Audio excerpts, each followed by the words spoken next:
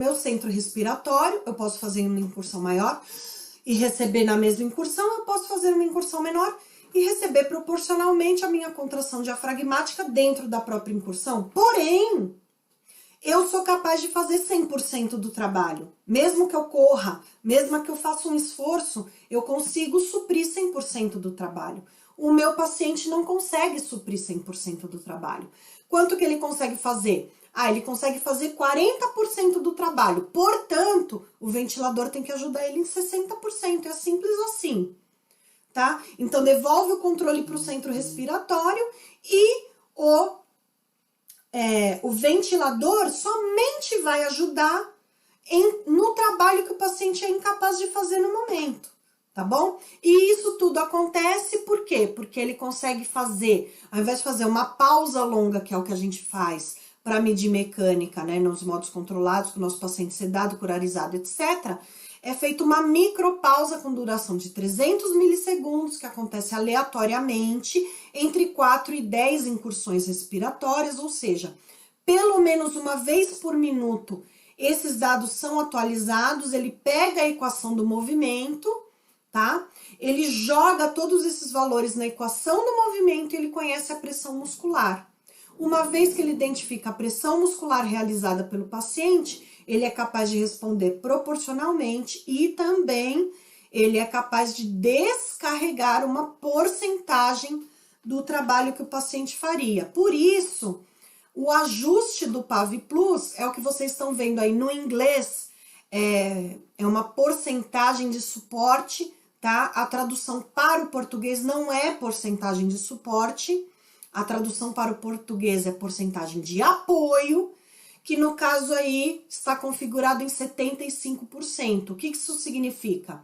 Que o ventilador vai fazer 75% do trabalho e o paciente vai fazer 25% do trabalho.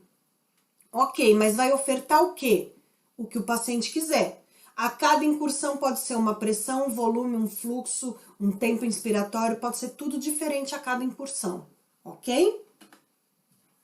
E na tela do ventilador, nós vamos ver essa imagem. Então, vocês estão vendo que tem no gráfico uma curva branca, que é a pressão de via aérea, e você tem um sombreado azul, que é a pressão alveolar, que também consegue ser monitorada. Então, você está vendo as diferenças entre a pressão aqui no Y, a pressão lá no alvéolo do pulmão, no alvéolo do paciente, tá? E, essa primeira linha em cima aí, pressão de pico, pressão média, etc., volume corrente, volume minuto, são valores, tá? Que estão sendo comandados pelo paciente. Então, se eu tirasse o paciente do ventilador e pusesse ele num ventilômetro, eu ia ver essa frequência respiratória com esse volume corrente, porque é a demanda do centro respiratório dele. Então, eu já estou vendo isso antes de estubar meu paciente, tá? E aí, eu tenho ainda a monitoração, que vocês estão vendo aí, complacência de 20, resistência de 17 e ainda a PIP intrínseca, tá? E o que vocês estão vendo de mais inovador, uma barra gráfica embaixo de WOB, que é o WOB, é o Work of Breathing, então é o trabalho do paciente, o trabalho total, certo?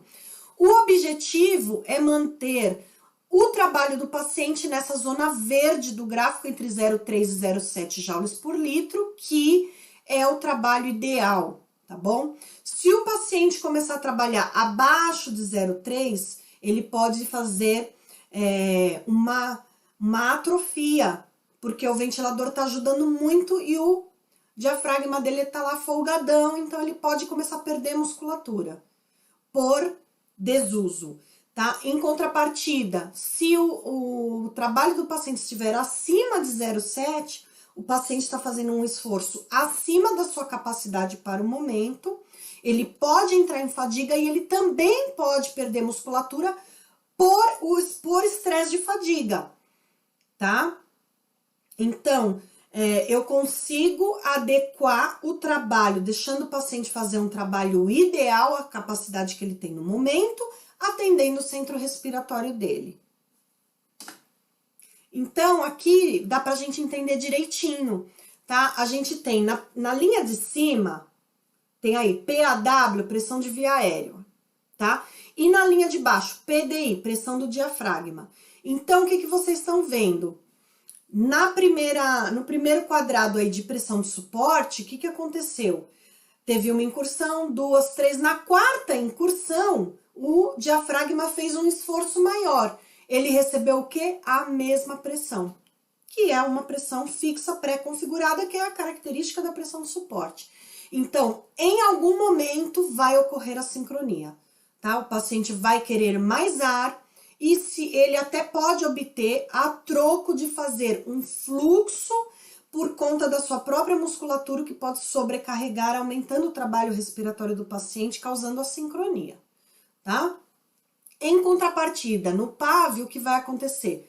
Você vê que cada incursão respiratória, você tem uma resposta de pressão, volume e fluxo proporcional ao esforço feito.